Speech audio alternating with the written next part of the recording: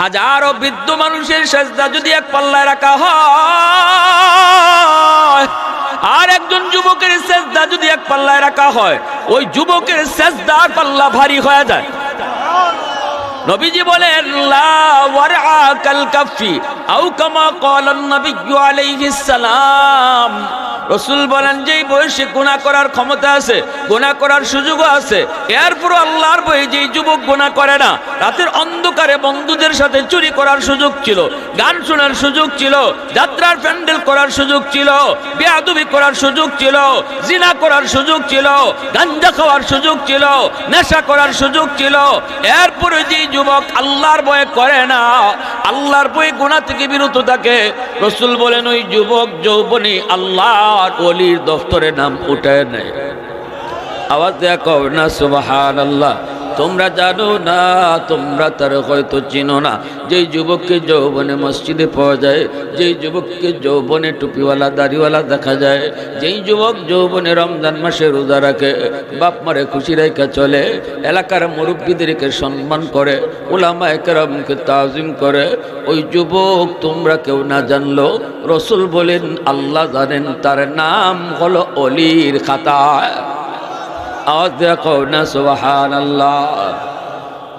করাচির হযরত হাকিম আখতার সাহেব রাহিমাহুল্লাহ বলেন, নামাজ শেষ হওয়ার পর আমি ওই যুবককে ডাক দিয়া বললাম, যুবক নামাজটা বড় তোমার সুন্দর, কিন্তু ডান হাত কাপড় দিয়ে পেঁচায় রাখছো কেন?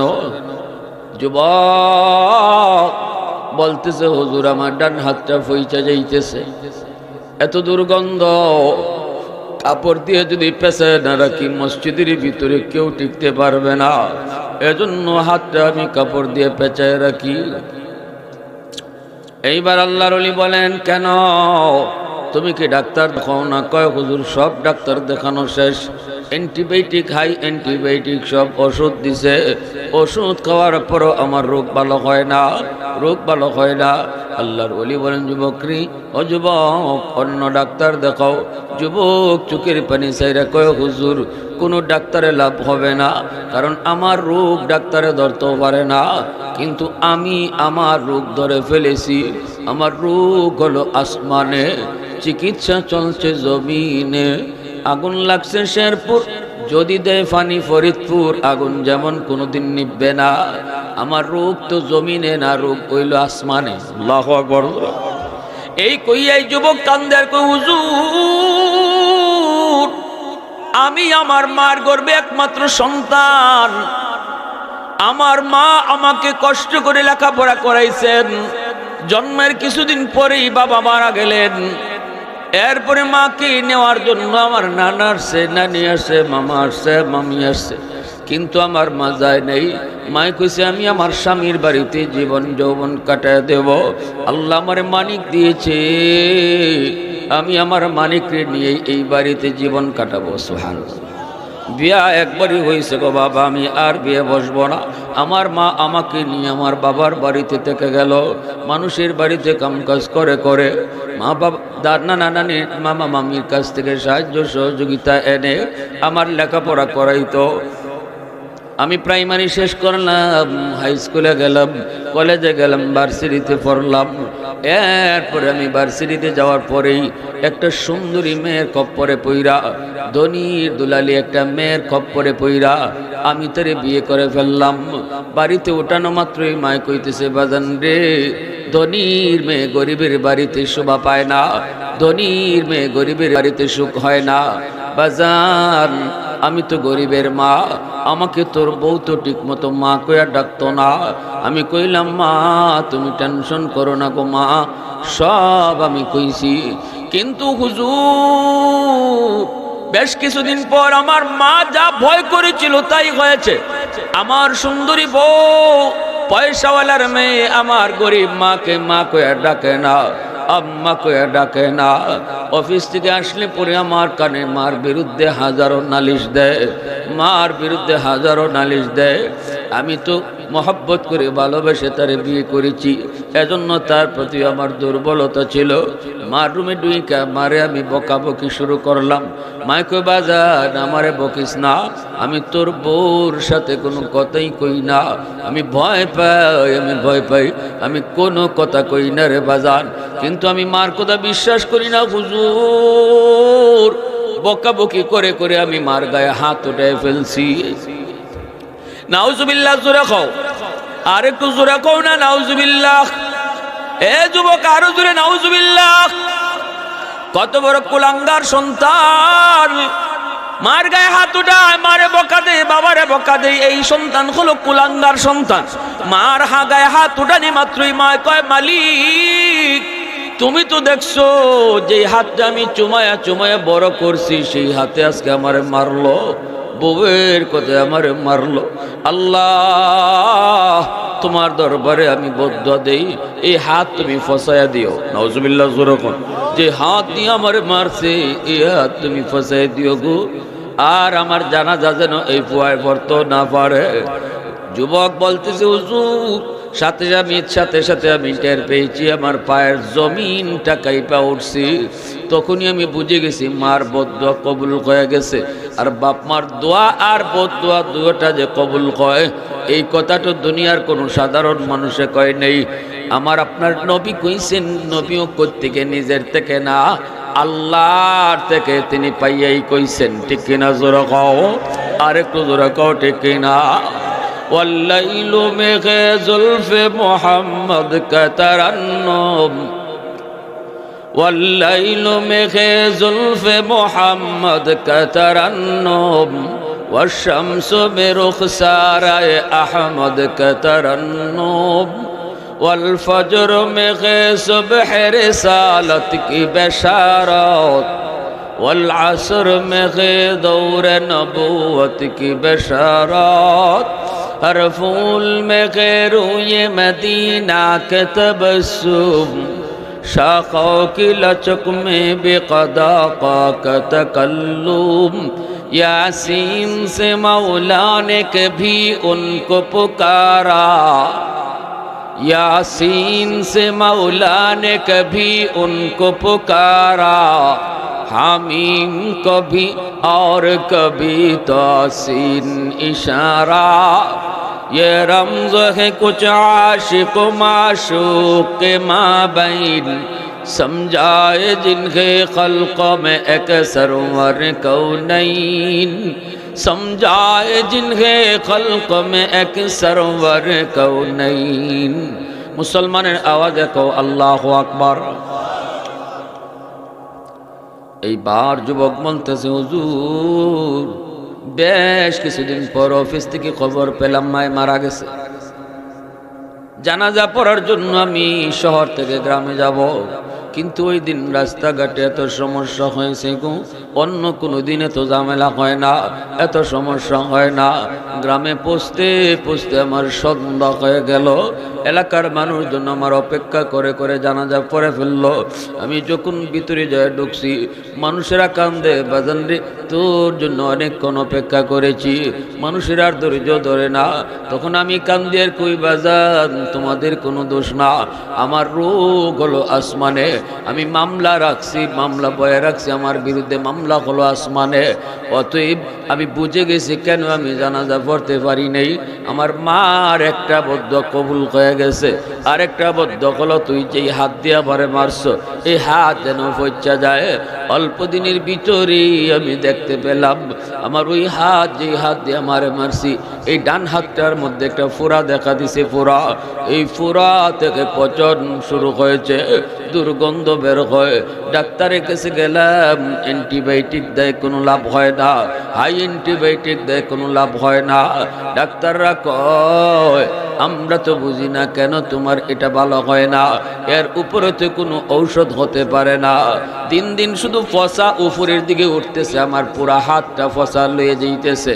এখন আমি কাপড় দিয়ে পেঁচায় রাখি। আমি ডাক্তারদেরকে কাঁদলাম আর বললাম, ডাক্তার তোমরা আমার রোগ ধরতে পারবা না, রোগ ধরে ফেলেছে আমি।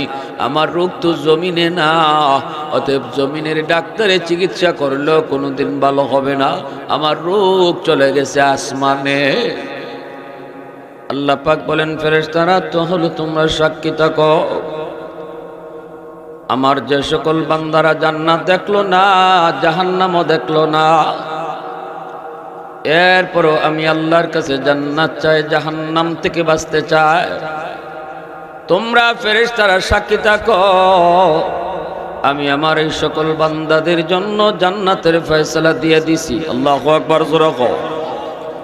এইবার ফেরেশতারা কয়, মালিক সবাইকে তুমি মাফ করে দিয়েছো? বলে হ। ও মালিক, সবাই তো ওয়াজ শোনার নিয়তে ঘর থেকে বের হয় নাই, কেউ বের হয়েছে বাজারে যাওয়ার জন্য, কেউ বের হয়েছে বাড়িতে যাওয়ার জন্য, কেউ বের হয়েছে অমুক তমুক জায়গায় যাওয়ার জন্য।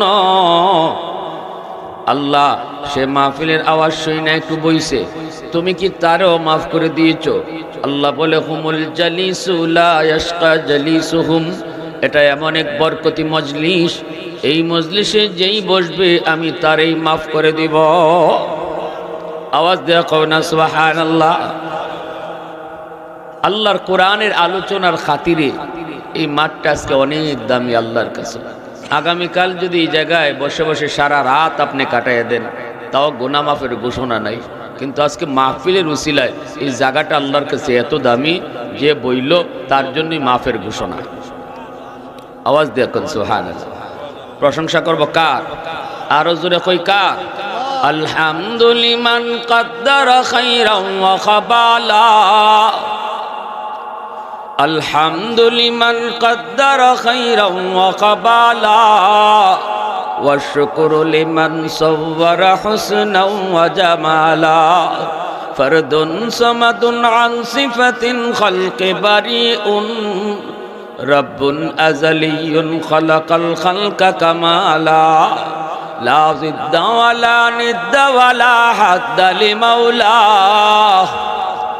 লা জিদ্দা ওয়ালা নিদ্দা ওয়ালা হাদ্দা লিমাওলা, আল আনা কামা কানা ওয়ালাম ইয়ালকা যাওয়ালা, আল আনা কামা কানা ওয়ালাম ইয়ালকা যাওয়ালা। মুসলমানের আওয়াজে কও আল্লাহু আকবার। ভাইরা আমার, আমরা দুনিয়াতে মা বাবার মাধ্যমে দুনিয়াতে আইছি। আল্লাহ আমাদের খালিক, আমাদের মালিক, কিন্তু দুনিয়াতে আল্লাহ পাঠাইছেন বাপমার মাধ্যমে। এই কথা কেউ অস্বীকার করা যাবে? বাপমা ছাড়া কেউ আইছে? মা বাবার মাধ্যমে আমরা এসেছি। এজন্য আল্লাহ কুরআনুল কারীমের বিভিন্ন জায়গায় আল্লাহ তার নিজের হকের কথা যখনই কইছেন, তখনই বাপমার হকের নির্দেশ দিয়েছেন। আল্লাহ বলছেন আমার হক আদায় করো, সাথে সাথেই বলছেন মা বাবার হক আদায় করো, কারণ আমি আল্লাহ বানাইছি আর দুনিয়াত পাঠাইছি তোমার বাপমার মাধ্যমে, অতএব বানানেওয়ালা হিসাবে আমার হক আদায় করো। আর তোমার বাপমা দুনিয়া আসার উসিলা, এজন্য বাপমার হক আমার হকের ফরফরি আদায় করো। সুবহানাল্লাহ। এজন্যই নামাজ পড়া যেমন ফরজ, বাপমার সেবা করাও ফরজ। রোজা রাখা যেমন ফরজ, বাপমার আদেশ মানাও ফরজ। বিন্দু পরিমাণ কম নাই।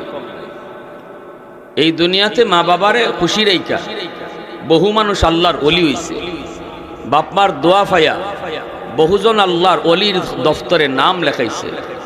আবার বহু মানুষ এই দুনিয়াতে বাপমার বদ্ধ পাইয়া দুনিয়াতে ধ্বংস হইছে। দুটোটারই উদাহরণ আছে, ঠিক কিনা জোরে বলেন? কারণ রাসূল বলেন তিন ব্যক্তির দোয়া আর বদদোয়া দুইটা কবুল। তিন ব্যক্তি, সালাসাতুন দাওয়াতুম মুস্তাজাবাতুন লা শাক্কা ফি। রাসূল বলেন দোয়া যে কবুল হয় তিনজনের, কোনো সন্দেহ নাই। দাওয়াতুল মাজলুম ওয়া দাওয়াতুল মুসাফির ওয়া দাওয়াতুল ওয়ালিদ আলা ওয়ালাদিহি। মজলুমের দোয়া বদদোয়া এক নাম্বার, দুই নাম্বার মুসাফিরের দোয়া বদদোয়া, তিন নাম্বার বাপমার দোয়া আর বদদোয়া। বাপমার দোয়াও কবুল, বাপমার বদদোয়াও কবুল, গ্যারান্টি দিয়েছেন আল্লাহর রাসূল। নবীজি যখন যা কোন এর মধ্যে কোনো সন্দেহ আছে? জোরে বলেন, জোরে বলেন। খালিদ বিন ওয়ালিদ রাদিয়াল্লাহু তাআলা আনহু, যার উপাধি ছিল সাইফুল্লাহ, আল্লাহর তলোয়ার, খালিদ বিন ওয়ালিদ রাদিয়াল্লাহু তাআলা আনহু সারা জীবন জিহাদ করলেন। শরীরের ভিতরে এমন কোনো জায়গা ছিল না যেখানে তলোয়ারের আঘাত নাই। এরপরও খালিদ বিন ওয়ালিদ রাদিয়াল্লাহু তাআলা আনহু বিছানায় পইড়া তিনি মারা গেছেন, শহীদি দরজা পান নাই। আফসোস করে বলছিলেন, আমি সারা জীবন তামান্না করলাম আল্লাহর কাছে, আল্লাহ তুমি আমার শহীদি মরণ দিও, কিন্তু আল্লাহ আমার নর্মাল মরণ দিল বিছানায়। আফসোসটা থেকেই গেল। তখন বিবি সাহেব কইতেছিল, আপনি এই আফসোস করলে কি হবে? আমার রসুল না আপনারে উপাধি দিছে সাইফুল্লাহ? আল্লাহ রসুল যারে উপাধি দেয় আল্লাহর তলোয়ার, এই তলোয়ার যদি আপনি যদি জিহাদের ময়দানে দুশমনের আঘাতে শহীদ হইতেন, তাহলে তো আল্লাহর তলোয়ার ভাঙ্গে যায়। আর আল্লাহর তলোয়ার যারে রসুল উপাধি দেয়, এই তলোয়ার কখনো ভাঙতে পারে? সুবহানাল্লাহ। এজন্য আল্লাহ আপনাকে দুশমনের হাতে শহীদ করে নাই, কারণ আপনার উপাধি রসুল দিছেন সাইফুল্লাহ, আল্লাহর তলোয়ার। নবীজি একদিন বলতেছেন মদিনায়, যে জাকাত দিব তার মাল আল্লাহ হেফাজত করব। এক ইহুদি বেটি, মুসলমানও না, এই কথা শুনি না, কয় মুহাম্মদ তো জীবনে কোনোদিন মিথ্যা বলেন না। তে দেখি আমার আজকে তো ব্যবসার মাল আনার জন্য সিরিয়া যাবে, 70টা উটের মালিক এই মহিলা, বহুত বড় ব্যবসায়ী। হয়তো আমার মালের জাকাত দেয়া লাইমু, মুসলমান না কিন্তু অমুসলিম, নবীজির কথার উপরে ইয়াকিন কইরা হে মালের জাকাত দিছে। দিয়া কয় দেখমু মুহাম্মদের কথা সত্য কিনা। সিরিয়া থেকে সব কাফেলা মিলে যখন আবার আসতেছে আরবে, তখন এই অবস্থায় দেখা গেল, খবর আইছে যে এই কাফেলার সব মাল ডাকাইতে লয়ে গেছি গেল। ওই মহিলা তো নবীজির কাছে আইছে, আই এখন মুহাম্মদকে ধর্ম। সে বলছিল জাকাত দিলে মালের হেফাজত আল্লাহ করুন, তা আমার মাল ডাকাতি হইল কেন? নবীজির কাছে আইছে, আল্লাহ রসুল কেন অপেক্ষা করো, আমি যা কই নিজের থেকে কই না, আমি যা কই আমার আল্লাহর পক্ষ থেকে কই। সুবহানাল্লাহ, জোরে বলেন। কিছুক্ষণ পরে খবর আসলো, যারা ডাকাতি হইছে এরা এক হইতেছে, মহিলারে কয় তোমার যে 70টা উট আছিল এগুলা ডাকাতি হইছে না। সুবহানাল্লাহ, আসতে তো আসতে নেই। আমার বাইরা বন্ধুরা, যুবক অবাক হয়ে গেল সবাই। ঘটনা কি? মহিলা একটু পরে দেখলো তার 70টা উট বুঝাই করা মাল নিয়ে মদিনায় ঢুকতেছে। মহিলা যায় জিজ্ঞেস করে, তোমরা ডাকাতের কবলে কেন পড়লে না? তোমাদের কাফেলাই তো ডাকাতি হলো, তাহলে তুমি কেন পড়লে না? ম্যানেজার বলতেছে, যাব না। আমার যে প্রথম উটটা ছিল উটের নেতা, আমার ওই উটের নেতা আঘাত পায়া তার পায়ে জখম হয়ে গেছে, যার কারণে উটটা চলতে পারে নাই। উটটার সেবা করার জন্য আমি পিছনে পড়ে গেছিলাম। আর উটের নিয়ম হলো, উটের নেতা যেই দিকে যায় এই দিকে পিছনে সব উট যায়। উটের নেতা যে সেই উট যদি বয়া যায়, সব উট একসাথে বয়া যায়। উটের নেতা ডাইনে গেলে সব ডাইনে যায়, বামে গেলে সব বামে যায়, থেমে গেলে সব উটগুলি থেমে যায়। যেহেতু আমার উটের নেতা সে বসে পড়েছে, সবগুলি উট আমার একসাথে বসে পড়েছে, যার কারণে আমি কাফেলার পিছনে পড়ে গিয়েছি।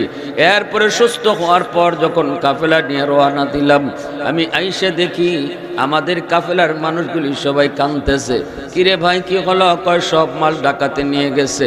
এইভাবে আল্লাহ আমাকে হেফাজত করেছে।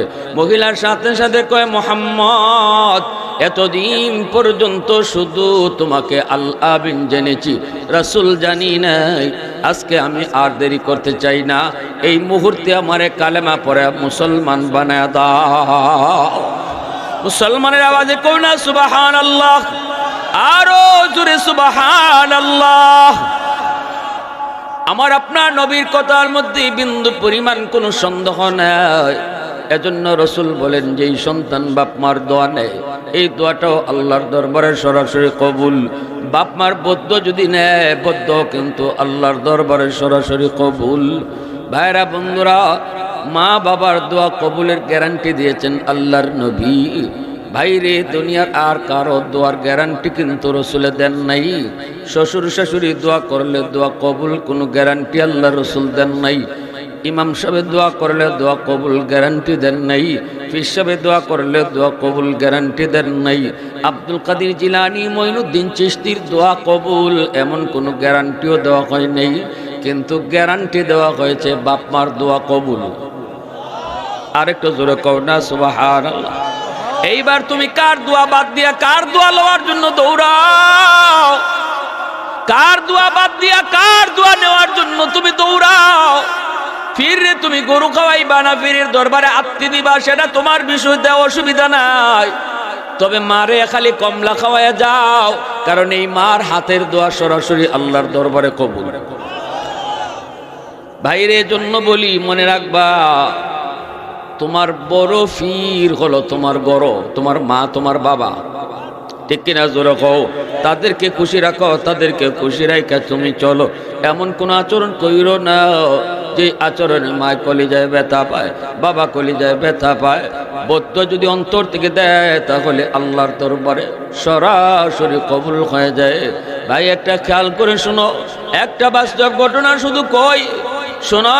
করাচির হযরত হাকিম আখতার সাহেব রাহিমাহুল্লাহ, বহুত বড় আল্লাহর ওয়ালি, তিনি বলেন আমি করাচির মসজিদে নামাজ পড়ি, হঠাৎ করে দেখলাম একটা যুবক বড় সুন্দর করে নামাজ আদায় করলো, কিন্তু যুবকের ডান হাত কাপড় দিয়ে পেঁচানো, যুবকের রুকুটা বড় সুন্দর, সেজদা বড় সুন্দর, কিয়াম বড় সুন্দর, কিন্তু আমি দেখতেছি যুবকের ডান হাত কাপড় দিয়ে পেঁচানো। যৌবনে ইবাদত আল্লাহর কাছে বড় দামি, যৌবনের ইবাদত আল্লাহর কাছে বড় দামি। এই দুনিয়াতে যত আল্লাহর ওলি হইছেন যুবক, সবাই কিন্তু অলির দফতরের নাম উঠাইছেন যৌবনকালে। হাজারো বৃদ্ধ মানুষের সেজদা যদি এক পাল্লায় রাখা হয়, আর একজন যুবকের সেজদা যদি এক পাল্লায় রাখা হয়, ওই যুবকের সেজদার পাল্লা ভারী হয়ে যায়। নবীজি বলেন লা ওয়ারআ কাল কাফি আও কামা ক্বালান নবী আলাইহিস সালাম। রাসূল বলেন যেই বয়সে গুনাহ করার ক্ষমতা আছে, গুনাহ করার সুযোগও আছে, এরপর আল্লাহর ভয়ে যেই যুবক গুনাহ করে না, রাতের অন্ধকারে বন্ধুদের সাথে চুরি করার সুযোগ ছিল, গান শোনার সুযোগ ছিল, যাত্রার প্যান্ডেল করার সুযোগ ছিল, বেয়াদবি করার সুযোগ ছিল, জিনা করার সুযোগ ছিল, গাঞ্জা খাওয়ার সুযোগ ছিল, নেশা করার সুযোগ ছিল, এরপরে যেই যুবক আল্লাহর ভয়ে করে না, আল্লাহর ভয়ে গুনাহ থেকে বিরত থাকে, রাসূল বলেন ওই যুবক যৌবনে আল্লাহর ওলির দফতরে নাম উঠায় নেয়। আওয়াজ দেয়া কও না সুবহানাল্লাহ। তোমরা জানো না, তোমরা তার হয়তো চিনো না, যেই যুবককে যৌবনে মসজিদে পাওয়া যায়, যেই যুবককে যৌবনে টুপিওয়ালা দাড়িওয়ালা দেখা যায়, যেই যুবক যৌবনে রমজান মাসে রোজা রাখে, বাপ মারে খুশি রেখে চলে, এলাকার মুরব্বীদেরকে সম্মান করে, উলামায়ে কেরামকে তাজিম করে, ওই যুবক তোমরা কেউ না জানলো রাসূল বলেন আল্লাহ জানেন, তার নাম হলো অলির খাতায়। আওয়াজ দেয়া কও না সুবহানাল্লাহ। করাচির হযরত হাকিম আখতার সাহেব রাহিমাহুল্লাহ বলেন, নামাজ শেষ হওয়ার পর আমি ওই যুবককে ডাক দিয়া বললাম, যুবক নামাজটা বড় তোমার সুন্দর, কিন্তু ডান হাত কাপড় দিয়ে পেঁচায় রাখছো কেন? যুবক বলতেছে হুজুর আমার ডান হাতটা ফইচা যাইতেছে, এত দুর্গন্ধ, কাপড় দিয়ে যদি পেঁচায় না রাখি মসজিদের ভিতরে কেউ টিকতে পারবে না, এজন্য হাতটা আমি কাপড় দিয়ে পেঁচায় রাখি। এইবার আল্লাহর ওলি বলেন কেন তুমি কি ডাক্তার দেখাও না? কয় হুজুর সব ডাক্তার দেখানো শেষ, অ্যান্টিবায়োটিক হাই অ্যান্টিবায়োটিক সব ওষুধ দিছে, ওষুধ খাওয়ার পরও আমার রোগ ভালো হয় না, রোগ ভালো হয় না। আল্লাহর ওলি বলেন যুবকরি, ও যুবক অন্য ডাক্তার দেখাও। যুবক চোখের পানি চাইরা কয় হুজুর কোনো ডাক্তারে লাভ হবে না, কারণ আমার রোগ ডাক্তারে ধরতেও পারে না, কিন্তু আমি আমার রোগ ধরে ফেলেছি। আমার রোগ হলো আসমানে, চিকিৎসা চলছে জমিনে। আগুন লাগছে শেরপুর, যদি দেয় ফানি ফরিদপুর, আগুন যেমন কোনোদিন নিববে না। আমার রোগ তো জমিনে না, রোগ হইল আসমানে। আল্লাহু আকবার। এই কইয়াই যুবক কান্দের কই হুজুর আমি আমার মার গর্ভে একমাত্র সন্তান, আমার মা আমাকে কষ্ট করে লেখাপড়া করাইছেন, জন্মের কিছুদিন পরেই বাবা মারা গেলেন, এরপরে মাকে নেওয়ার জন্য আমার নানা আসছে, নানি আসছে, মামা আসছে, মামি আসছে, কিন্তু আমার মা যায় নেই। মাই কইছে আমি আমার স্বামীর বাড়িতে জীবন যৌবন কাটায় দেব, আল্লাহ আমার মানিক দিয়েছে, আমি আমার মানিককে নিয়ে এই বাড়িতে জীবন কাটাবো। সুবহানাল্লাহ। বিয়া একবারই হয়েছে গো বাবা, আমি আর বিয়ে বসবো না। আমার মা আমাকে নিয়ে আমার বাবার বাড়িতে থেকে গেল, মানুষের বাড়িতে কামকাজ করে করে মা বাবা নানা নানি মামা মামির কাছ থেকে সাহায্য সহযোগিতা এনে আমার লেখাপড়া করাইতো। আমি প্রাইমারি শেষ করলাম, হাই স্কুলে গেলাম, কলেজে গেলাম, ভার্সিটিতে পড়লাম। এরপরে আমি ভার্সিটিতে যাওয়ার পরেই একটা সুন্দরী মেয়ের খপ্পরে পইরা, ধনীর দুলালি একটা মেয়ের খপ্পরে পইরা আমি তারে বিয়ে করে ফেললাম। বাড়িতে ওঠানো মাত্রই মায় কইতেছে, বাজান রে, ধনীর মেয়ে গরিবের বাড়িতে শোভা পায় না, ধনীর মেয়ে গরিবের বাড়িতে সুখ হয় না। বাজান, আমি তো গরিবের মা, আমাকে তোর বউ তো ঠিক মতো মা কইয়া ডাকতো না। আমি কইলাম, মা তুমি টেনশন করো না গো মা, সব আমি কইছি।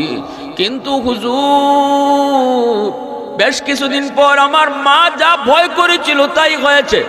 আমার সুন্দরী বউ, পয়সাওয়ালার মেয়ে, আমার গরিব মাকে মা কইয়া ডাকে না, আম্মা কইয়া ডাকে না। অফিস থেকে আসলে পরে আমার কানে মার বিরুদ্ধে হাজারো নালিশ দেয়, মার বিরুদ্ধে হাজারো নালিশ দেয়। আমি তো মহব্বত করে ভালোবেসে তারে বিয়ে করেছি, এজন্য তার প্রতি আমার দুর্বলতা ছিল। মার রুমে ডুইকা মারে আমি বকাবকি শুরু করলাম। মাইকো বাজার, আমারে বকিস না, আমি তোর বউর সাথে কোনো কথাই কই না, আমি ভয় পাই, আমি ভয় পাই, আমি কোনো কথা কই না রে বাজান। কিন্তু আমি মার কথা বিশ্বাস করি না হুজুর। বকাবকি করে করে আমি মার গায়ে হাত উঠে ফেলছি। নাউজুবিল্লাহ, জোরে খাও, আর একটু জোরে খাও না নাউজুবিল্লাহ। এ যুবক, আরো জোরে নাউজুবিল্লাহ। কত বড় কুলাঙ্গার সন্তান, মার গায়ে হাত উঠায়, মারে বকা দেয়, বাবারে বকা দেয়। এই সন্তান হলো কুলাঙ্গার সন্তান। মার গায়ে হাত উঠানি মাত্রই মা কয়, মালিক তুমি তো দেখছো যে হাতটা আমি চুমায়া চুমায়া বড় করছি, সেই হাতে আজকে আমারে মারলো, বউয়ের কথায় আমারে মারলো। আল্লাহ, তোমার দরবারে আমি বদদুয়া দেই, এই হাত তুমি ফসায়া দিও। নাউজুবিল্লাহ, জোরকন, যে হাত দিয়ে আমারে মারছে এই হাত তুমি ফসায়া দিও গো। আর আমার জানাজা যেন এই ফুয়ায় পড়তে না পারে। যুবক বলতেছে, হুজুর, সাথে সাথে আমি টের পেয়েছি আমার পায়ের জমিনটা কাইপা উঠছি। তখনই আমি বুঝে গেছি মার বদদুয়া কবুল হয়ে গেছে। আর বাপ মার দোয়া আর বদদুয়া দুটোটা যে কবুল হয়, এই কথাটা দুনিয়ার কোনো সাধারণ মানুষে কয় নেই। আমার আপনার নবী কইছেন, নবীও কোত্থেকে নিজের থেকে না, আল্লাহর থেকে তিনি পাইয়াই কইছেন। ঠিক কিনা? জোরে কও, আর একটু জোরে কও, ঠিক কিনা? والليل में जुल्फ मोहम्मद का तरन्नुम, والليل में जुल्फ मोहम्मद का तरन्नुम, والشمس में रुखसार अहमद का तरन्नुम, والفجر में सुबह रिसालत की बशारत, والعصر में दौर नबूवत की बशारत, हर फूल में रूए मदीना के तबस्सुम, शाखों की लचक में बेक़दा का तकल्लुम, यासीन से मौला ने कभी उनको पुकारा, यासीन से मौला ने कभी उनको पुकारा, हामीम कभी और कभी तासीन इशारा, ये रमज़ है कुछ आशिक माशूक के माबैन, समझाए जिनके खल्क़ में एक सरवर कौनैन, समझाए जिनके खल्क़ में एक सरवर कौनैन। मुसलमाনের आवाज़ कहो अल्लाहु আকবার। এইবার যুবক বলতেছে, হুজুর, বেশ কিছুদিন পর অফিস থেকে খবর পেলাম মায় মারা গেছে। জানাজা পড়ার জন্য আমি শহর থেকে গ্রামে যাব, কিন্তু ওই দিন রাস্তাঘাটে এত সমস্যা হয়েছে গো, অন্য কোনো দিন এত ঝামেলা হয় না, এত সমস্যা হয় না। গ্রামে পৌঁছতে পৌঁছতে আমার সন্ধ্যা হয়ে গেল। এলাকার মানুষজন আমার অপেক্ষা করে করে জানাজা পড়ে ফেললো। আমি যখন ভিতরে যায় ঢুকছি, মানুষেরা কান্দে, বাজান রে তোর জন্য অনেকক্ষণ অপেক্ষা করেছি, মানুষের আর ধৈর্য ধরে না।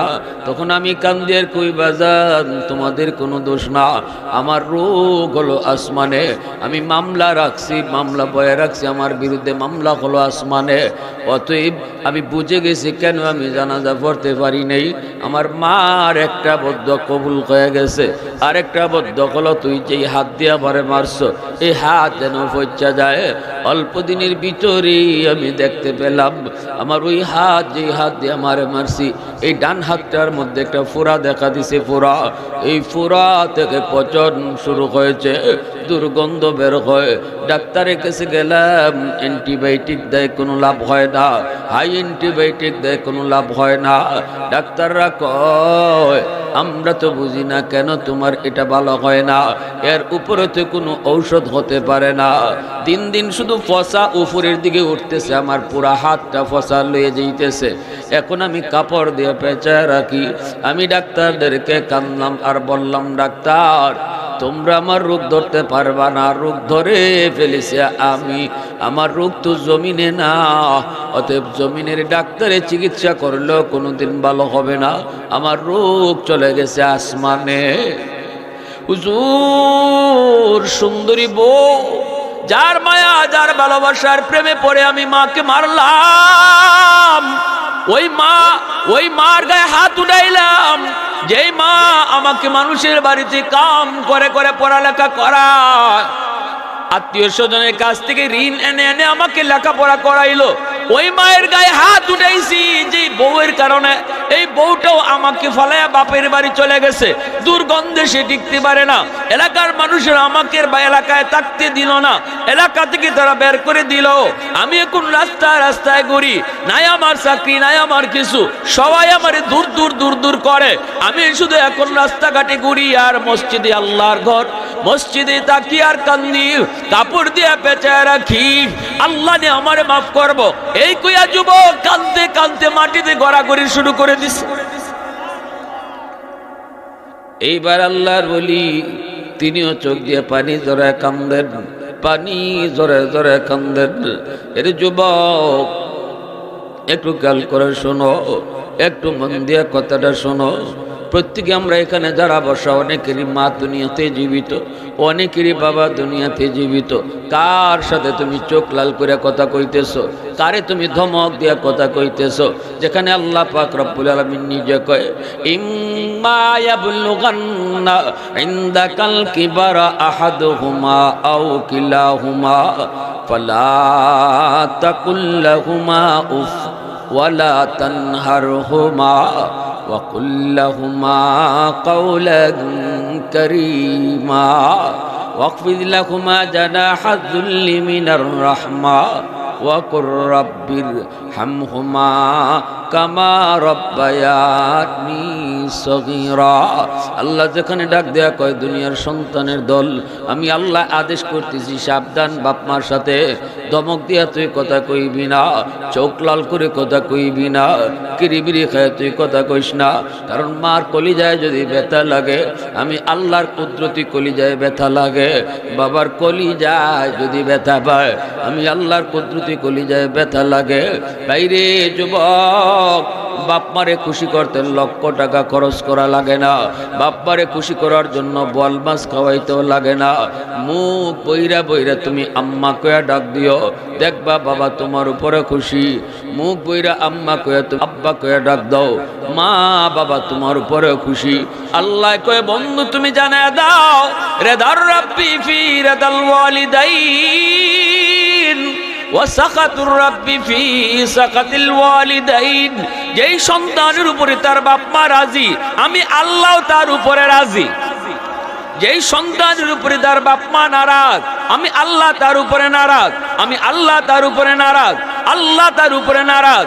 যার উপরে বাপ মা নারাজ, আর যার যার উপরে বাপ মা রাজি আল্লাহ তার উপরে রাজি। আল্লাহ যার উপরে রাজি হয় তার দুনিয়াতে 5টা ফায়দা হয়, আল্লাহ যার উপরে নারাজ হয় তার দুনিয়াতে 5টা ক্ষতি হয়। হাকিমুল উম্মত মুজাদ্দিদ মিল্লাত মাওলানা আশরাফ আলী থানভী রাহমাতুল্লাহি আলাইহি লিখেন, যেই সন্তান মারে খুশি রাইকা চলবে, বাবারে খুশি রাইকা চলবে, বাজারে গেল কে আম্মা বাজারে যাই, পান লাগবো নি, আব্বা বাজারে যাই, ওষুধ আসেনি, কথাটা জিগায়া যা বাজারে যায়, বাবার দিল খুশি হয়ে গেছে, মার দিল খুশি হয়ে গেছে। আল্লাহ পাক কয় 1 নম্বরে তোমার ফায়দা কি হবে জানোনি? থানভী রাহমাতুল্লাহি আলাইহি বলেন, দুনিয়ার হায়াতের জীবনে আল্লাহ বরকত বাড়ায় দিবে। তোমার উপরে বিপদ পড়ার কথা, অ্যাক্সিডেন্ট তোমার উপরে আসার কথা, পাও ভাঙ্গা যাওয়ার কথা, ঠাটা তোমার মাথার উপরে পড়ার কথা, কিন্তু মা বাবারে খুশি রাইকা বাপ মার দোয়া থাকার কারণে এই অ্যাক্সিডেন্ট থেকে আল্লাহ তোমার হেফাজত কইরা হায়াতের ভিতরে আল্লাহ বরকত বাড়ায় দিবে। আর 2 নম্বর ফায়দা হলো তোমার রিজিকের মধ্যে আল্লাহ বরকত বাড়ায় দিবে। ছোট্ট ব্যবসা করো তুমি, কিন্তু বরকত বাড়ায় দিবেন কে? একটু আওয়াজ দিয়ে কও না কে? যদি তুমি বাপ মারে খুশি রেখে চলতে পারো, যদি তুমি বাপ মারে খুশি রেখে চলতে পারো, বাপ মার দোয়া নিয়ে তুমি চলতে পারো, কখনো তুমি রাগ করে কথা না বলো, ধমক দিয়ে যদি কথা না বলো, তাহলে 2 নম্বর ফায়দা হলো, হাকিমুল উম্মত থানভী বলেন, তার 2 নম্বর দুনিয়ার জীবনের ফায়দা হলো আল্লাহ পাক তার অল্প রুজির মধ্যে বরকত বাড়ায় দিবে। বরকত এটা দেখানির বিষয় না, এটা বুঝার বিষয়, ঠিক কিনা জোরে খন? একজন মানুষে 50,000 টাকা মাসে বেতন পায়, এরপরে মাস শেষে দেখা যায় 60,000 টাকা ঋণ। বোঝা গেল বরকতের গোষ্ঠীও নাই, বংশও নাই। আর একজনই 20,000 টাকা বেতন পায়, মাস শেষে দেখা যায় হেরা তো আরো 5,000 থাকে, 15,000 খরচ হইয়া। তো 50,000 টাকা বেতন পেয়ে আমার লাভ হইল কিতা? মাস শেষে যদি 60,000 ঋণ হয়, আর একজনে 20,000 পেয়েই তো হে লাভ, কারণ হের 15,000 খরচ হয়ে যায়, 5,000 আরো জমাইতে পারে, ঠিক কিনা জোরে খাও? এই জিনিসটার মালিক কে? জোরে খাও, আরো জোরে। মসজিদের ইমাম সাহেব 5,000 টাকা বেতনে কেমনে চলে? এমনে চলে, ঠিক কিনা জোরে? কইবার তো মেসাবের বেতন আরো কমানি দরকার। হ্যাঁ, 10 জনে মিললে যদি আল্লাহর ঘরের একজন খাদিম, যার পিছনে নামাজ পড়ি, যার পিছনে আমার আখেরাত ঠিক হইতেছে, তারা যদি 10 জনে মিললা চালাই, শরীয়তের বিধান হইলে একটাই, ইমাম সাহেব এলাকার মানুষের দিন বুঝাবে, দিন শিখাবে, নামাজ পড়াবে, আর এলাকার মানুষের দায়িত্ব হইল ইমাম সাহেবের গোটা ফ্যামিলির দায়িত্ব এরা নিবে। ঠিক কইল ঠিক না কইল ঠিক? আমি আমার মাসলা কইতেছি, আপনারা এখন বুঝবা কমিটি যারা আছেন তারা কি করতা। ইমাম সাহেবের সংসার চালাইতে 20,000 লাগে না 30,000 লাগে, এটার দায়িত্ব আপনাদের গোটা এলাকার। আর ইমাম সাহেবের দায়িত্ব হইল এলাকার মানুষের দিন বুঝানো, দিন শিখানো, নামাজ পড়ানো, নামাজের পরে মাসলা মাসাইল শিখানো, এটা ইমাম সাহেবের দায়িত্ব। আর এই দায়িত্ব ইমাম সাহেব আদায় না করলে ইমাম সাহেব আল্লাহর কাছে দায়ী থাকবা, আর আপনারা দায়িত্ব আদায় না করলে আল্লাহর কাছে জবাব থাকবা। দিলা বেতন 5,000, দিলা বেতন 7,000, ইমাম সাহেব আল্লাহ চালাইতেছেন ঠিকই, কিন্তু কষ্ট মষ্ট করে চলতেছে, সব কথা আপনাদেরকে কয় না। এরপরে ইমাম সাহেবের গায়ে আপনাদের কাপড় থেকে বেশি দামের কাপড়ই পরে, ঠিক কিনা? ভাইয়েরা আমার জন্য বলতেছিলাম, বরকত বোঝানো যায় না, বরকত বুঝে নেওয়ার বিষয়, ঠিক কিনা জোরে কও? হাকিমুল উম্মত তানভী বলেন, যেই সন্তানের পিছনে তার মার দোয়া, বাবার দোয়া, তার পিছনে আল্লাহ পাকের মায়ার নজর। আল্লাহ পাক কয়, তোমার মা রাজি, বাবা রাজি, আমি আল্লাহ রাজি, এইবার তোমার রিজিক হবে কম, বেতনও যদি তোমার কম হয়, ইনকামও তোমার কম হয়, বরকত আমি আল্লাহ বাড়ায় দিমু, বরকত আমি আল্লাহ বাড়ায় দিমু। বাইরা বন্ধুরা জন্য বলতেছি, একটু শুনেন। এ যুবক, মুসা নবীর নাম শুনছেন না? নরম নবী না গরম নবী? এটা জানা আছে না? মুসা নবী যখন গরম হইতা, তখন মাথার চুল খাড়া হইয়া তকি সিদরিয়া বাইরে যেত। রাজনগরে কয়জনের তকি সিদরিয়া বাইরে হয়েছে? যত রাগি আপনি হন। এই জন্য খালি মাথার চুল না, শরীরে যে চুল ছিল, বডির মাঝে যে চুল ছিল, ইটাও কাটা, আমরা যে কাটা আছে না, দাঁড় কাটা, কাটার লাখান খারাই যেত গা মুসা নবী যখন গরম হইতা। এজন্য মুসা আলাইহিস সালাম তার শরীরের ফসমরে আটকায় রাখার লাগি আগে একটা কাপড় পরতা, মোটা কাপড়। এই কাপড় পরতা খালি ফসমরে আটকায় রাখবার লাগে, এই থামিস থামিস থামিয়ে থাকিস, এর উপরে আরেকটা কাপড় পরতা। ইজাদ গরম নবী আসলাম আল্লাহর সাথে জমিনে বসে কথা কইছেন 4000 বার। কয় হাজার বার? একদিন আল্লাহর আল্লাহ আমি তোমারে দেখতাম। আল্লাহ বলে লান তারানি মুসা, কথা কইতে কইতে একবার বেশি কই লিতেছ, আমারে দেখুন যায় না, দুনিয়ার থেকে আমারে দেখুন যায় না।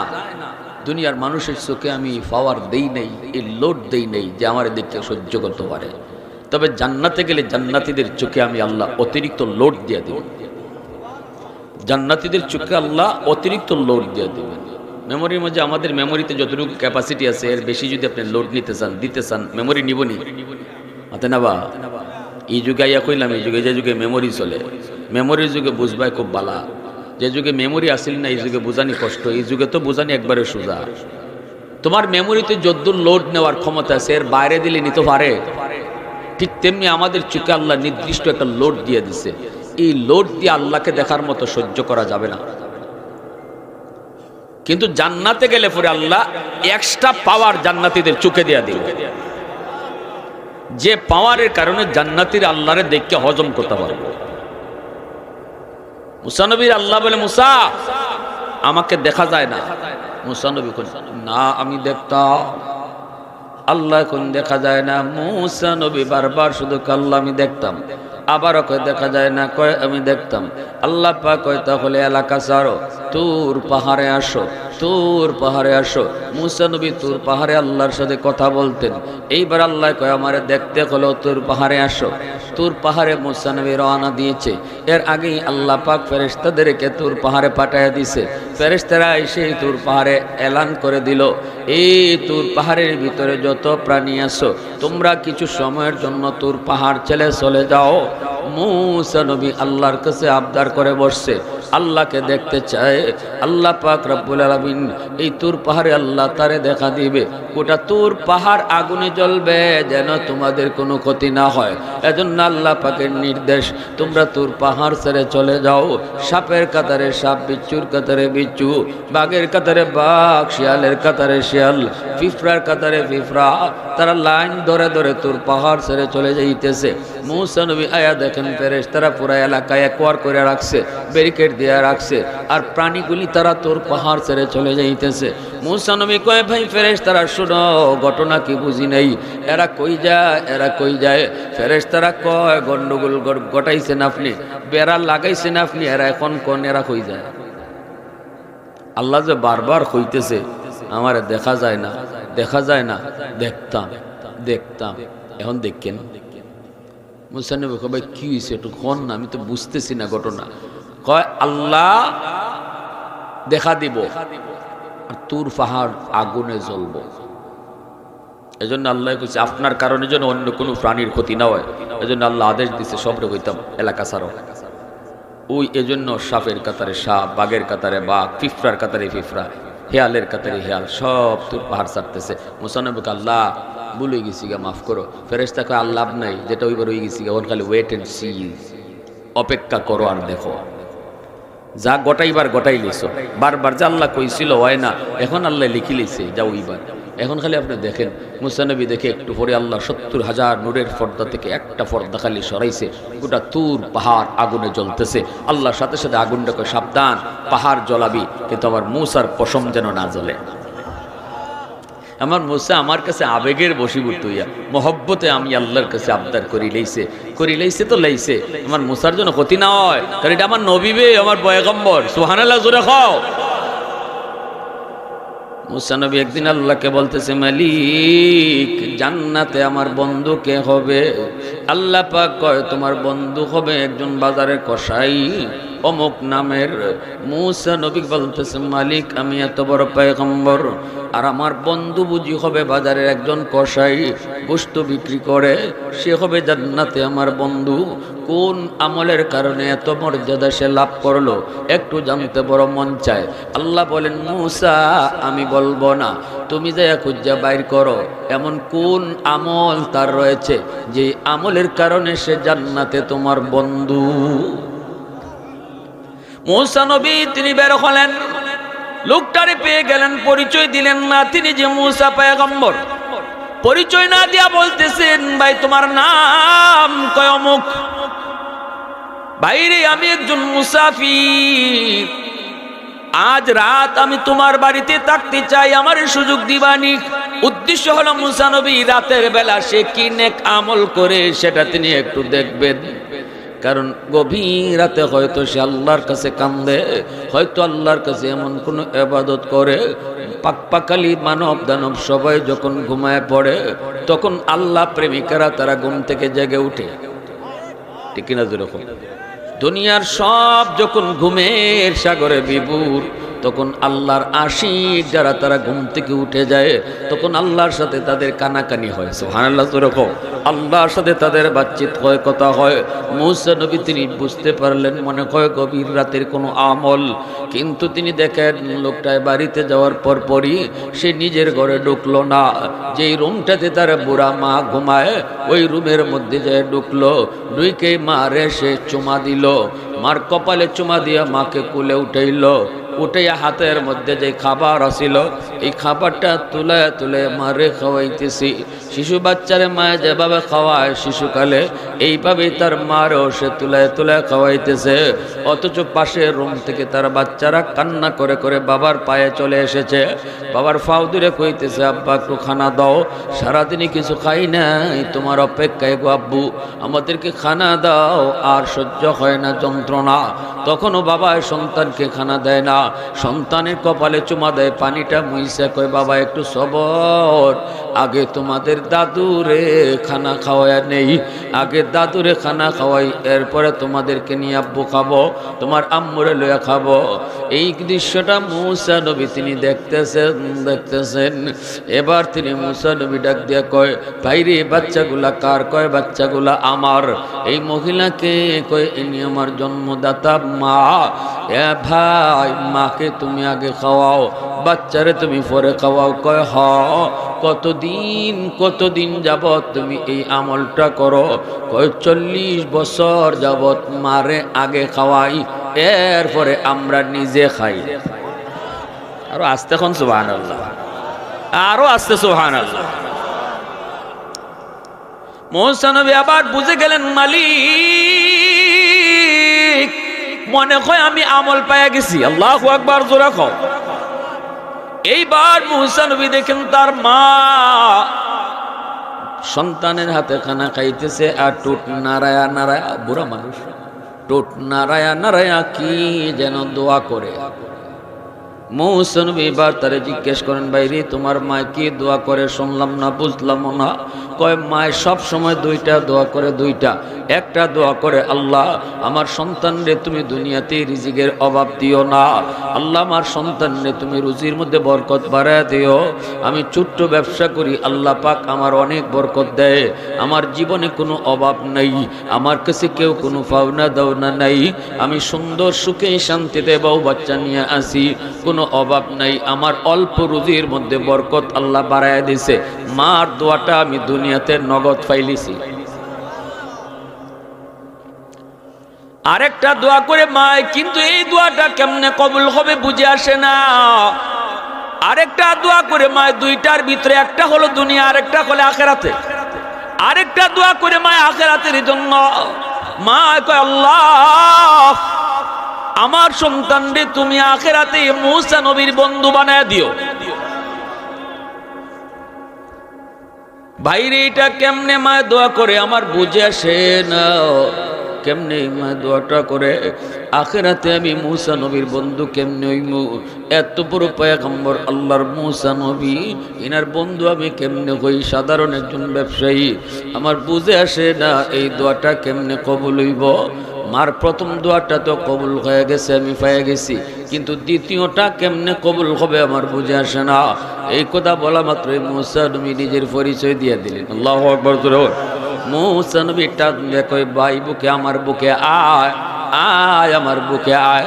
তোমার মার দ্বিতীয় দোয়াটাও আল্লাহর দরবারে কবুল হয়ে গেছে। কেমনে, কিভাবে? এ ভাই, আমি বনি ইসরাইলের নবী মুসা পয়গম্বর, আমি আল্লাহর কাছে জিজ্ঞেস করেছিলাম, মালিক জান্নাতে আমার বন্ধু কে হবে, কই বাইনি? আল্লাহ আমাকে তোমার নাম কয়ে দিছে রে ভাই। আমি আল্লাহর কাছে বলছিলাম, মালিক কোন আমলের কারণে সে এত বড় মর্যাদা পাইল? আল্লাহ কয়, মুসা আমি কইতাম না, তুমি যে খুঁজে বের করো। আমি এজন্যই নিজের পরিচয় গোপন রেখে তোমার কাছে মুসাফির সেজেছি, রাতের আধারে তোমার ইবাদত দেখার জন্য। কিন্তু আমি পেয়ে গেছি রাতের আধারের কোনো ইবাদত নয় গো, সেই ইবাদত আর বন্দেগী হলো মার দোয়া। আল্লাহু আকবার। তোমার মার দোয়ার কারণে আল্লাহ পাক তোমাকে আমার বন্ধু বানিয়ে দিছে জান্নাতে। আওয়াজ দিয়ে কও না সুবহানাল্লাহ, আর জোরে কও না আল্লাহু আকবার। মুসলমানের আওয়াজে কও আল্লাহু আকবার। ওয়াহদাতি কি হিফাজত নেহি বেকুওয়াতে বাজো, ওয়াহদাতি কি হিফাজত নেহি বেকুওয়াতে বাজো, आती निकी कुछ कामी हाक़ल खुदा दाद, आती निकी कुछ कामी हाक़ल खुदा दाद। ऐ मर्द खुदा तुझको क़ुव्वत नहीं हासिल, जा बैठ किसी गार में अल्लाह को करिया, जा बैठ किसी गार में अल्लाह को करिया। ये सच है कि बातिल की तरफदार नहीं हम, गद्दार न समझो गम गद्दार नहीं हम, गद्दार न समझो गम गद्दार नहीं हम। फूलों की तरह नरम मिजाज अपना है नज़र, हम तीरी नहीं नेज़ा व तलवार नहीं हाँ, हम तीरी नहीं नेज़ा व तलवार नहीं हाँ। আবারও কও আল্লাহু আকবার। বাপ মার দোয়া নিয়ে যদি চলো, তাহলে 2 নম্বর ফায়দা হলো রিজিকের মধ্যে বরকত বাড়ায় কে? জোরে বলো। দোকান তোমার ছোট, কিন্তু বরকত বাড়ায় দিব কে? দোয়া লাগবো কার? বাপ মার। দোয়া লাগবো কার? জোরে বলো, দোয়া লাগবো কার? বাপ মার দোয়া লাগবো, রুজিতে বরকত বাড়ায় দিবেন আল্লাহ। 3 নম্বর হলো, যদি কোনো সন্তান মা বাবার দোয়া নিয়ে চলতে পারে দুনিয়াতে, তা 3 নম্বর ফায়দা হলো আল্লাহ পাক তাকে দিন দিন সম্মানের চেয়ারে বসাইব। মা বাবার দোয়া যদি তাকে, যুবক, দিন তোমার সম্মান, তোমার ইজ্জত বাড়ায় দিব কে? আল্লাহ তোমার সম্মান বাড়ায় দিব, আল্লাহ তোমার ইজ্জত বাড়ায় দিব যদি বাপমার দোয়া থাকে। বাপমার দোয়ার উসিলায় মানুষ সম্মানের চেয়ারে বসে, ইজ্জতের চেয়ারে বসে। 4 নম্বর ফায়দা হলো, যেই সন্তান মা বাবার দোয়া লয়ে চলবো, 4 নম্বর দুনিয়ার ফায়দা হলো এই লোকটার সন্তানরে আল্লাহ পাক তার মতোই আদর্শ সন্তান বানাবে। সন্তানের উসিলায় তার ইজ্জত আল্লাহ বাড়াবে, সন্তানের উসিলায় বাপমার সম্মান আল্লাহ বাড়াবে। যদি বাপমার দোয়া নিয়ে চলে, বাপমার দোয়া নিয়ে চলে, তাহলে তার সন্তানের কারণে তার দাম বাড়বে। বলুন তো, শহীদ উসমান হাদি দুনিয়া থেকে চলে গেল, শহীদি মর্যাদা পেল, ঢাকা ইউনিভার্সিটিতে পড়ালেখা কইরাও এতটা সম্মান, এতটা ইজ্জত লাভ করলো রে যুবক। এ যুবক, তার উসিলায় তার বাপমার সম্মান কমছে না বাড়ছে?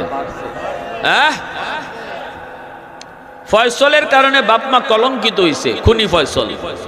আর শহীদ উসমান হাদির কারণে তার বাপমা অলঙ্কিত হইছে, ঠিক না? সন্তানের কারণে বাপমার ইজ্জত বাড়ে, আবার এই সন্তানের কারণে বাপমার ইজ্জত ডুবে। ঠিক কিনা? যদি তুমি তোমার মা বাবার সেবা করো আর বাপ মারে খুশি রেখে চলো, তাহলে তোমার সন্তানের কারণে তোমার ইজ্জত ডুববে না, বরং তোমার সন্তানের কারণে আল্লাহ তোমার সম্মান বাড়াবে। এটা আমরা সকল বাপ মাই চাই কি চাই না, যে আমার সন্তানের কারণে যেন আমার ইজ্জত বাড়ে, আমার নাম হয়, আমার সুনাম হয়। মানুষও কইতো না বা অমুকের একটা ছেলে যে বালা, অমুকের একটা ছেলে যে বালা, অমুকের একটা মেয়ে যে বালা, যে ফর্দার থাকে। আজও পর্যন্ত গ্রামের মানুষে দেখছে না। এইভাবে তোমার সন্তানগুলির আল্লাহ কবুল করে নিবে যদি তুমি তোমার মা বাবারে মান্যা চলো, বাপ মার সেবা করো, বাপ মারে খুশি রেখা চলো। ঠিক কিনা? যুবক, তোমার সামনে শহীদ উসমান হাদি পথ দেখায় গেছে। কোন পথে চলবা? ঢাকা ইউনিভার্সিটিতে পড়া অসুবিধা নাই, কলেজে পড়া অসুবিধা নাই, স্কুলে পড়া অসুবিধা নাই, ডাক্তার হওয়া অসুবিধা নাই। আমরা তোমাকে ওয়েলকাম জানাই। সবাই যদি মাদ্রাসায় পড়ে ডাক্তার হবে কে? সবাই যদি মাদ্রাসায় পড়ে ইঞ্জিনিয়ার হবে কে? সব যদি মুফতি সাহেব হয়ে যায়, ডাক্তারি করবো কেডায়? বিমান চালাইবো কেডায়? ইঞ্জিনিয়ারি করবো কেডায়? অতএব আমরা বলি কলেজে পড়ো পড়ো, ভার্সিটিতে পড়ো, এটা দোষ নয়, ডাক্তার হওয়া দোষ নয়। কিন্তু তুমি তোমার মূল পরিচয় ভুলে যাও না। দোষ হইল তোমার মূল পরিচয় ভুলে যাওয়া। তোমার ডাক্তার মূল পরিচয় নয়, তোমাদের মূল পরিচয় হলো তোমরা মুসলমানের সন্তান। এজন্য মুসলমানই মনে রাখা হলো মূল পরিচয়। আর মুসলমানি যদি ভুলে যাও তাহলে তোমার মূল হারায় ফেলবা, আর মূল যে হারায় ফেলে সে তার পথ হারায় ফেলে। ঠিক না? ভার্সিটিতে পড়াও শহীদ উসমান হাদি তার মূল ভুলে নাই। দিলের ভিতরে আল্লাহকে লালন করত, দিলের ভিতরে আল্লাহর মহব্বত ছিল, ইমানি জজবা ছিল।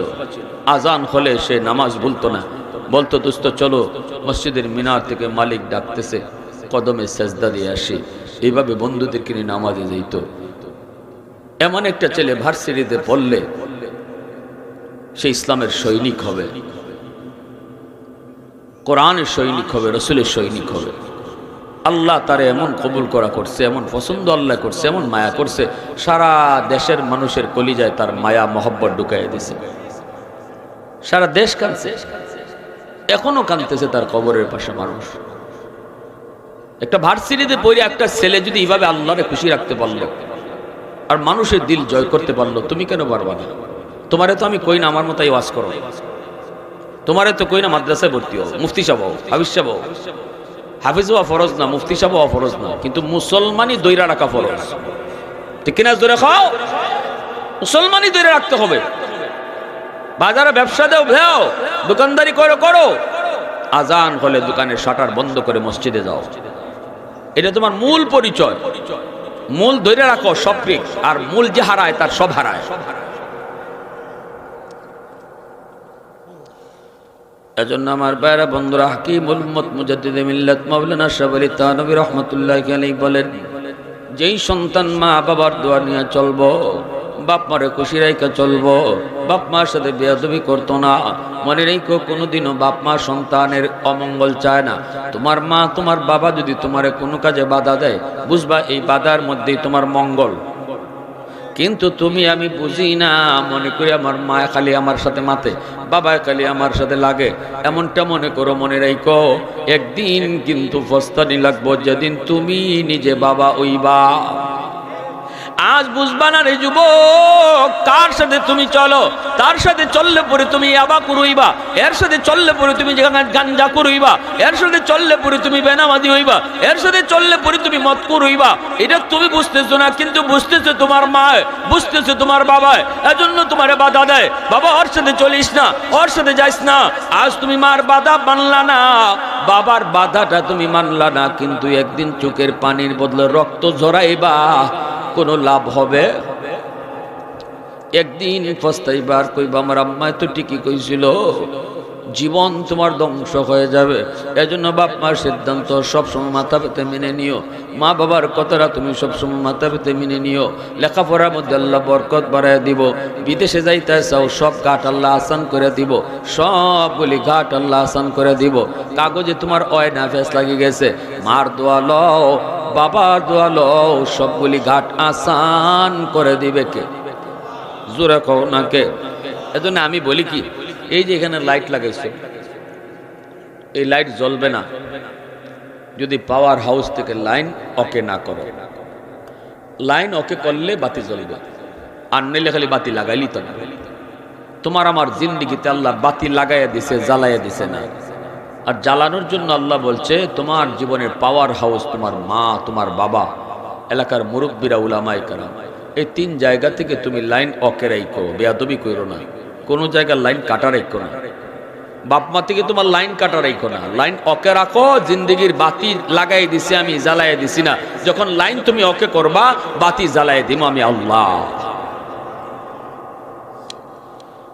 কেউ কোনোদিন কোন সন্তান ঠকে না, যে সন্তান মা বাবার দোয়া লইয়া চলে, হে কোনোদিন কোনো জায়গায় আটকে না, সে কোনো জায়গায় আটকেবে না।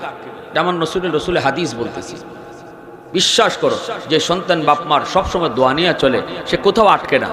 আল্লাহ তার কুদরতি ভাবে এই ঘাট আসান করে দেয়, আল্লাহ তার এই ঘাট থেকে মুক্ত করে দেবে। আমরা বহু মানুষ হুজুর কত যে দৌড়াদৌড়ি করতেছি, হুজুর কোনো লাইন পাই নাই। আমি কই লাইন পাইবাই নে পরে, তোমার লাইন ঠিক নেই দেখো। হুজুর কিতা তো আম্মা আব্বা আসেননি, হুজুর আসছো।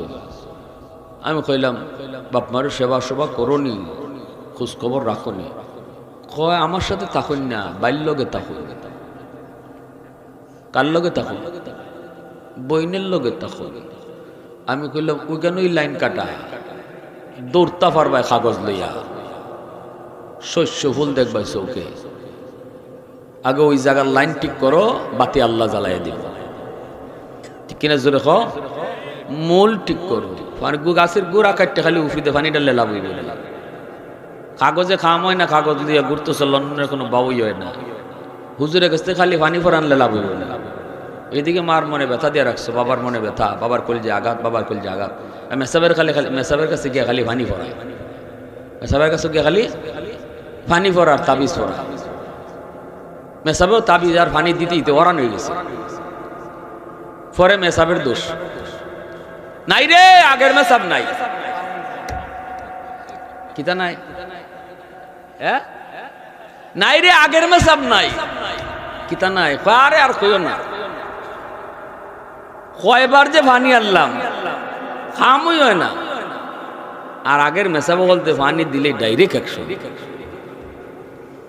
মেসাবের পানি ডাইরেক্ট অ্যাকশন করবো তো গাছের গুড়া থাকলেন না, তুমি তো গুড়াই খাইতে তো রাখছো। ঠিক কিনা জোরে খাও, গাছের গুড়ি থাকলেন না, পানি দিলে কাম হইতো। যারা এরম কথা কয়, তখন আমি কই মা কুনানো বাপ কুনানো, কয় বইনের ধরো বাপ বাইর ধরো। আমি কই বইনের ধরো আর বাইর ধরো, মারে বাপরে রাখিয়া। আর তুমি মেসাবের পানি ভরার লাগে দিনে 24 বার দৌড়ো। মেসাবে পানি ভরা তোমারে যদি দিন 1 গ্লাস, তাইলে আমি থাকলে কইলাম না তোমার দিত 1 কলস। 1 কলস পানি ভরায় কোনো কাম হইতো না। আর তাবি যে টুল না দিয়ে যদি ইট জুলাইয়া দেয় গলাতেও লাভ হইতো না। এই জন্য আগে গাছের গুড়া ঠিক করো, আগে গাছের গুড়ি ঠিক করো, এরপরে পানি ঢালো।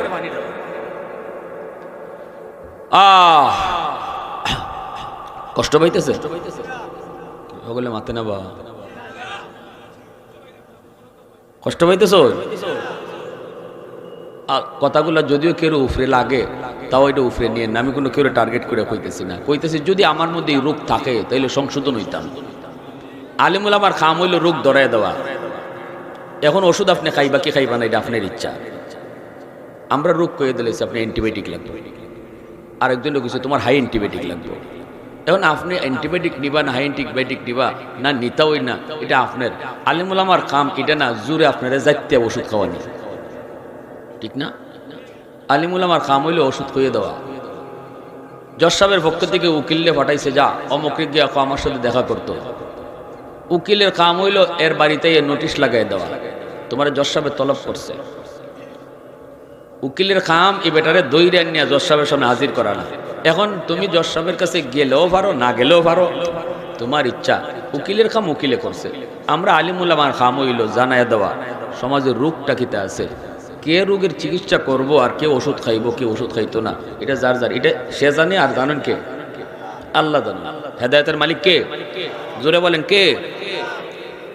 এজন্য আমার ভাইরা বন্ধুরা বলতেছিলাম, যেই সন্তান বাপ মারে খুশি রেখে চলবো, আল্লাহ পাক তার সন্তানের দ্বারা তার ইজ্জত বাড়াইব, সম্মান দিন দিন বাড়াইব। 5 নম্বর ফায়দা হলো দুনিয়ার জগতে ফায়দা, আমি জিগাইমু এখান থেকে এই 5টা ফায়দা জিগাইমু। যে কুস্তি খেলতে খেলতে জাতীয় পুরস্কারে তিনি প্রথম পুরস্কার নিয়ে নিচ্ছেন, আজকে বাদশায় ওনারে স্বর্ণ পদক দিব। বাদশা কি দিব? স্বর্ণ পদক দিব। হাজারো মানুষজন স্টেডিয়ামে জমা হয়েছে। এইবার বাদশাহ ঘোষণা দিয়া কয়, আসনি এমন কেউ জুনাইদের সাথে শেষমেশ কুস্তিতে লড়বাই, যদি না লড়ো তাহলে আজকে এই স্বর্ণ পদক জুনাইদকে দেওয়া হবে। আসনি এমন কেউ তার সাথে কুস্তিতে পারে না, কেউ তার সাথে পারলো না, প্রথম পুরস্কার জুনাইদ নিবে, এখনই আমরা তারে প্রথম পুরস্কার দেব। এই মুহূর্তে দেখা যায় একজন বুড়া মানুষ, বৃদ্ধ মানুষ, গায়ে শক্তি নেই, একদমই গায়ে শক্তি নেই, আটতে গেলেও যেন ফইরা যায়। এমন বুড়া মানুষটা ডাক দিয়া কয়, জাহাপনা আমি জুনাইদের সাথে কুস্তিতে লড়মু। সব ঘুমাই গেছে মনে হইতেছে। জোয়ান মানুষে কইছে না বুড়া মানুষে? জোয়ানে পারে না আর বুড়ায় কয় আমি লড়মু। তখনই বাদশায় কয়, উশ আসেনি তোমার? 100% উশ আছে, মরলে কিন্তু আমরা দেই না। কোনো অসুবিধা নাই, মুখে কইল তো না, লিখিত দেও। জুনাইদের সাথে কুস্তিতে লড়তে গিয়ে যদি তুমি মইরা যাও, মিয়া তুমি ঠিক মতো আটতায় পারো না, আর তুমি তার সাথে কুস্তিতে লড়বা, মরলে আমরা দেই না, কাগজে লিখিত দাও। অসুবিধা নাই, লিখিত নেন। লিখিত দিয়ে দিছে। হাজার হাজার মানুষ তাকায় রইল, ঘটনা কি? কিছুই তো বুঝি না। হায় রে বুড়া মানুষটা বুঝি এখনই মরব, হায় রে বুড়া মানুষটা বুঝি এখনই মরব। এই কথা সবাই মনে মনে আফসোস করতেছে, আফসোস করতেছে। এই অবস্থায় সবাই গেল, সবাই তাকায় তাকায় দেখতেছে জুনাইদ বাগদাদি তিনি ময়দানের মধ্যে দাঁড়াইছেন, বুড়া মানুষটা তার কাছে গেছে। কুস্তি লাগার আগে কিছু কথা হয়, বুড়া মানুষটা ওনার কাছে যায়, ডাক দেখো জুনাইদ, ও জুনাইদ তুমি আমারে চিনোনি? জুনাইদ বাগদাদি কয়, আমি তোমারে কেমনে চিনমো? কই তুমি আমারে চিন্তায় না ঠিকই, কিন্তু আমি তোমারে চিনি। পরিচয় যদি আমি দেই তাহলে তুমি আমারে চিনবা। কে তুমি? তখন এই বৃদ্ধ মানুষটাই কইতেছে, জুনাইদ আমি একজন সাধারণ মানুষ, কিন্তু আমার বংশটা বড় দামি। কোন বংশ? আমার বংশ হলো নবীর বংশ, কুরাইশ বংশ। আমি হলাম নবীর বংশের একজন মানুষ। আমার ফ্যামিলিতে আজকে 3 দিন যাবত না খায়া রইছি, আমার বাচ্চাগুলা না খায়া তারা উপবাস, সবাই মরণাপন্ন অবস্থা। এ জুনাইদ আজকে যদি তুমি নবীর বংশের ইজ্জতের খাতিরে তুমি যদি আজকে আমার কাছে পরাজিত হও, তাহলে অনেক স্বর্ণ আমি আজকে পাবো। আর এই স্বর্ণ পদক পাওয়ার পরে নবী পরিবারের কিছু মানুষের মুখে হাসি ফুটবে, কিছু মানুষের পেটে খাওয়ান জুগবে। নবী পরিবারের জন্য তুমি এতটুকু করতে রাজি আসনি? বলা মাত্রই জুনাইদ বাগদাদি কয়, কোনো টেনশন করো না। কুস্তি লাগছে ঠিক, সাথে সাথে জুনাইদ বাগদাদি নিচে পড়ে গেছে আর ইনি উপরে উঠে গেছে। সমস্ত মানুষজন দেখলো বৃদ্ধ মানুষটা জয়ী হলো, জুনাইদ বাগদাদি পরাজিত হলো। মানুষেরা জিজ্ঞেস করি, জুনাইদ কেমনে কি হলো, কেমনে তুমি হারছো? জুনাইদ কই, আমি জানি না, তবে তার শক্তির সামনে আমি পারি নাই। অদৃশ্য একটা শক্তি তার পিছনে আছে। স্বর্ণ পদক ওই বুড়া মানুষটাকে দিয়ে দেওয়া হলো। জুনাইদ বাগদাদি রাত্রে তিনি ঘুমাইছে, স্বপ্নে দেখে আমার আপনার নবী তার ঘরে হাজির। নবীজি ডাক দেয়া কই, জুনাইদ তুমি আজকে আমার বংশের মানুষের মুখে হাসি ফুটাইছো, আমি নবী তোমার উপর খুশি হয়ে গেছি। আর আল্লাহ পাক রব্বুল আলামিন, আমি নবী যার উপরে খুশি তারে সাধারণ মানুষ রাখে না রে, তোমাকে জগতের অলিদের সর্দার আল্লাহ বানায়া দিছে। সুবহানাল্লাহ, জোরে বলেন। এই ভাইরা আমার, ওই জুনাইদ বাগদাদি উনি একদিন স্বপ্নে দেখেন একজন জাহান্নামী চেহারার একটা মানুষ সামনে হাজির। কেডা তুমি? কয়, আমি আমাদের এলাকার মানুষ, আপনার এলাকারই। হুজুর আমি জাহান্নামের আযাবে ভুগতেছি কবরও। আমারে আল্লাহ কইছে আমার একটা মেয়ে আছে, এই মেয়েটা যদি আমার নামে একটু দান সৎকা করে তাইলে আল্লাহ আমার আযাব বন্ধ করে দিব। হুজুর একটু উপকার যদি করতেন। জুনাইদ বাগদাদি ঘুম থেকে উঠে মেয়ের সন্ধানে বাইরেছেন। মানুষের কে হুজুর মেয়েটা বড় খারাপ, চরিত্র খারাপ, মেয়েটার কাছে যায়েন না। হুজুরকে আমার যাওয়াই লাগবো। তিনি কি মেয়েটারে পাইছেন, মারে নদীর ঘাটে পাইছেন, তোমার আব্বার খবর, তোমার আব্বা বড় কবরে জাহান্নামের আযাবে আছে, আল্লাহ জানাইছে তুমি যদি একটু দান সৎকা করো আল্লাহ তোমার আব্বার কবর আযাব মাফ করে দিব। মেয়েটা ঠাট্টা করে কয়, নাও এক মুষ্টি পানি দিলাম বাপের লাগে, কারণ গুনাহ করতে করতে এর কলজা শক্ত হয়ে গেছে গা। এই পানিটা জুনাইদ বাগদাদির শরীরে লাগছে না, ফরসে মাটি।